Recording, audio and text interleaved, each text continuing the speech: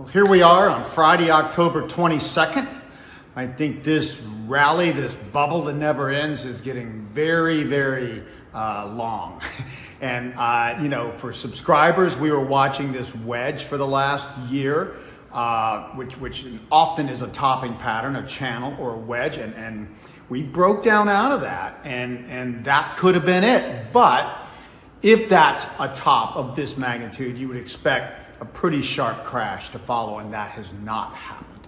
I also, as everybody knows, some people are interested in Bitcoin, some are not, but I'm interested in Bitcoin as the bubble of the bubble and the leading indicator. And it tends to lead stocks, and Bitcoin just made a new high this week, near 67,000. It's pulled back some, but it's probably going to go. My targets have always been 85,000 minimum, 115,000 maximum, 90,000 also looks really low. But Bitcoin is likely to make a substantial new high, and the Elliott wave pattern really confirms that. This looks like it needed a fifth wave, unlike the past 4-year cycles in Bitcoin where it just makes almost all the gains in 3, 4, 5 months, then it's over. No, this one had a bump up, a one wave, a down, then the sharp wave we saw into April, peaking near 65, and now this last one. So that also bodes well for stocks.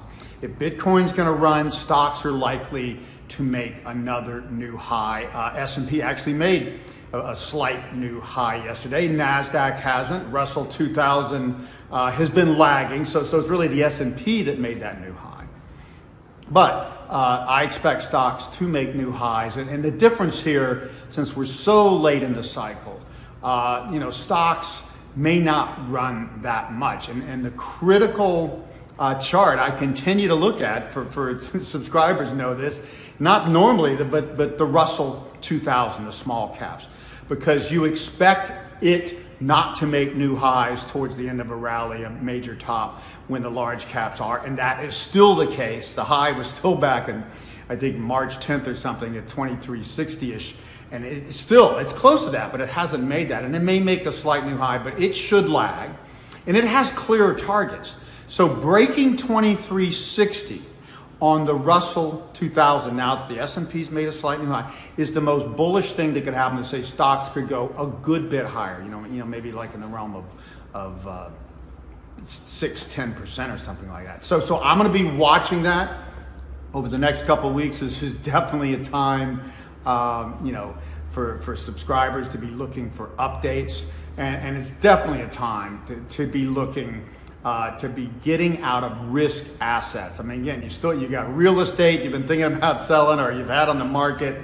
I'd push it. Real estate usually will hold up longer than stocks, but stocks look like they are going to peak somewhere between very near term, if we get a slight new high, and the end of the year. I do not see this rally lasting into next year. And a strong January is usually strong for the year. I do not expect that. I think this really is. That wedge ended up being a really strong third wave. We've seen a fourth wave correction and consolidation. Looks like we have more, I think, of a minor fifth wave. But again, the break above 2360 on the Russell 2000 would be the biggest sign that the fifth wave is going to be a little stronger, but I do not see it lasting past the end of this year, if that long. It may only last days or weeks here. So it gets very tricky here at the top, and you have to know, and we're struggling with this in Australia right now because I have a fund there we started last year that in near tops, the market gets more and more volatile, and the same thing in bottoms. So the easiest gains are that 80% in the middle, but that top 10% or so and that bottom 10%, it just fakes and fakes and fakes, and we're obviously in that phase. I mean, the market looks like it's going to crack, and then it suddenly goes up. And there's not a day hardly where all the stock indices go up together. The small caps lead one day, and the Dow or the S&P or the NASDAQ leads other. And then the NASDAQ's been the weakest lately, and it's usually strongest at the end. So again, this is a tricky time. Be on alert and look for updates, because I do think we have a top between the next week or so and the end of this year at the latest. And the first crash is the worst in a bubble, usually at least 40%.